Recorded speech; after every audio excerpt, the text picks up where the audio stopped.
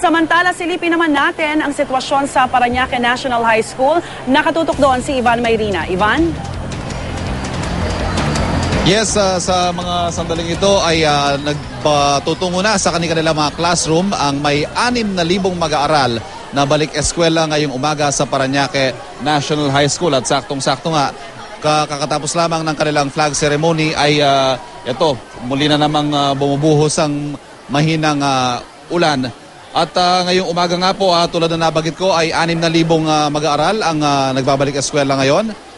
Ito ay ang mga incoming grade 7 at ang mga 4th year high school. Sa mga sandaling ito, wala pa naman tayong nakikitang naging problema at naging masaya at masigla ang pagbabalik eskwela ng mga bata ngayong umaga, maliban na lamang nga sa malakas sa buhos ng ulan kanina na nagdulot ng bahagyang abala lang naman sa mga maagang pumasok sa eskwela ngayong umagang ito. Sa ngayon po ay may 2 shift dito sa eskwelang ito.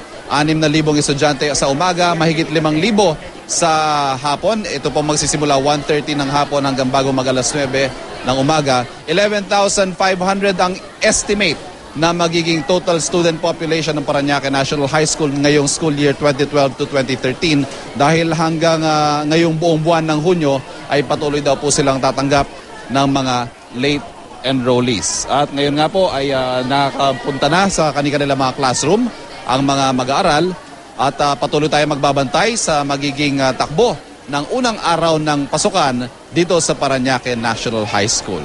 Balik muna sa inyo. Maraming salamat, Ivan Mayrina.